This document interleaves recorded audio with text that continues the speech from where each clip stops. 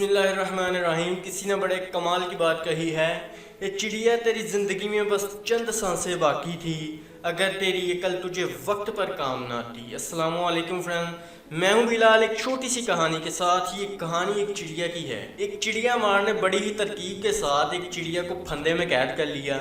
चिड़िया ने कहा, ए बुजुर्ग सरदार, फ़र्ज़ कीजिए आप मुझ जैसी छोटी सी चिड़िया को अगर खा भी जाएं तो क्या हासिल।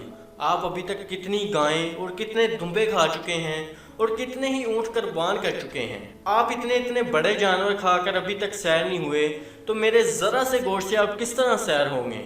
बजाय इसके कि मुझे आप ज़िबा कर कर खा लें, मुझे छोड़ दें तो क्या ही बात होगी। चिड़िया ने उस आदमी से कहा कि अगर आप मुझे आज़ाद कर दें तो मैं आपको 3 ऐसी नसीहतें करूँगी जो आपको ज़िंदगी भर काम आएंगी।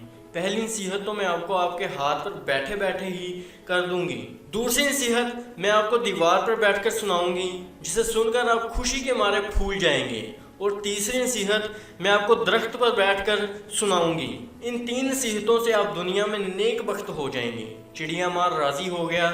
इसने फंदा ढीला कर दिया। चिड़िया फुदक कर इसके हाथ पर बैठ गई और कहने लगी, हाथ वाली नसीहत ये है कि मुहाल बात चाहे कोई भी बंदा करे, इसकी बात का कभी एतबार न करना। जब पहली नसीहत उसने हाथ पर बैठकर कर ली तो आज़ाद होकर दीवार पर जा बैठी और कहा, दूसरी नसीहत ये है कि कभी मुसीबत का गम न करना और कभी गुजरी हुई आसाइश की हसरत न करना।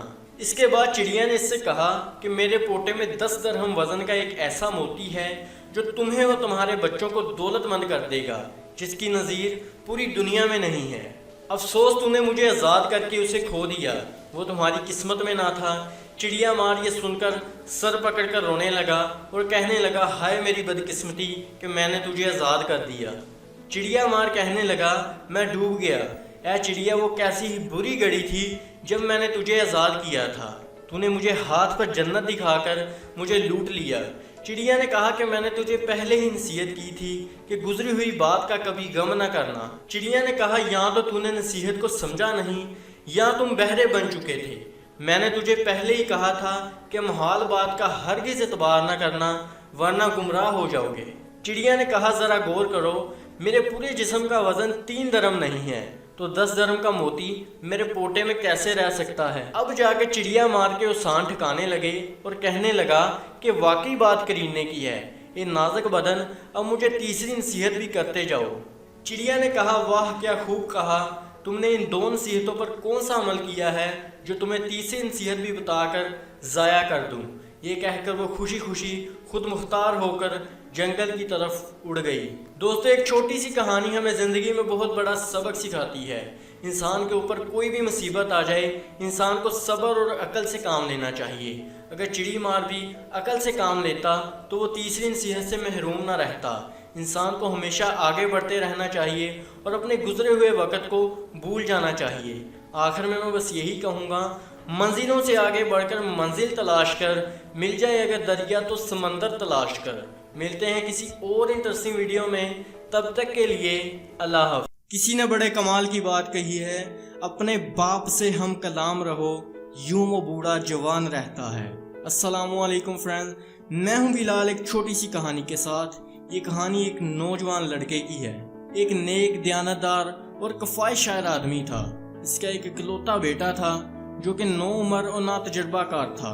इसने मरते वक्त अपने बेटे से कहा कि अल्लाह ताला ने मुझे वाफर दौलत दी हुई है, तुम अगर इसे संभाल कर रखो और कफ़ायत शायरी से खर्च करो तो तुम्हारी कई पुश्तें इसे खा सकती हैं।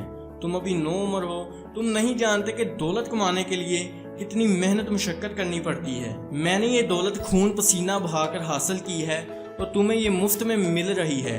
मेरी मुशक्कत का ख्याल करना और इसकी कदर करना, और माले मुफ्त और दिले बेरहम का मुजाहरा न करना। ऐसा न करना कि दोस्तों के साथ मिलकर इसे चंद दिनों में ही उड़ा दो। खुदा न ख्वास्ता अगर ऐसा कर बैठो तो मेरी 2 बातें याद रखना।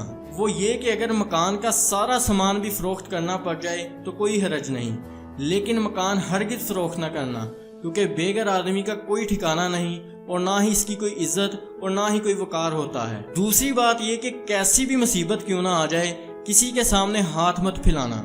मैंने मकान के एक कमरे में एक रस्सी लटका रखी है, उसके नीचे एक कुर्सी पड़ी हुई है।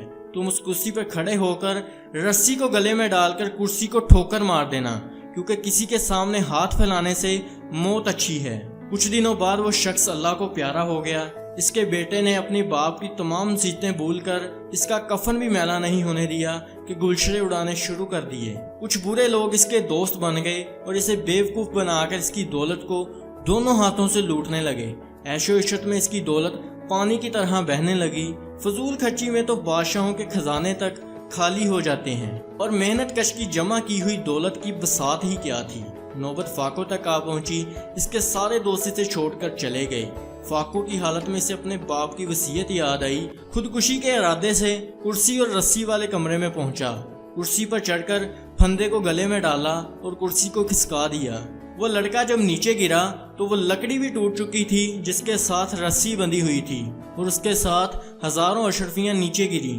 اس لڑکے کی خوشی کی انتہا نہ رہی۔ وہ سمجھ گیا کہ خودکشی کی وصیت میں اس کے دنا باپ کا کیا مقصد پوشیدہ تھا۔ اس نے وضو کیا، 2 رکعت نفل ادا کی اور اللہ کے حضور توبہ کی، اور برے دوستوں کی صحبت اور فضول خرچی کو چھوڑ کر کفایہ شاعری کی زندگی گزارنے لگا۔ دوستو، ایک چھوٹی سی کہانی ہمیں زندگی میں بہت بڑا سبق سکھاتی ہے۔ انسان کو ہمیشہ سوچ سمجھ کر خرچ کرنا چاہیے، اور اپنے مال کو ناجائز کاموں کی بجائے نیک کاموں میں خرچ کرنا چاہیے، اور ہمیشہ صدقہ و خیرات کرتے رہنا چاہیے۔ آخر میں بس یہی کہوں گا، منزلوں سے آگے بڑھ کر منزل تلاش کر، مل جائے اگر دریا تو سمندر تلاش کر۔ ملتے ہیں کسی اور انٹرسٹنگ ویڈیو میں، تب تک کے لیے اللہ حافظ۔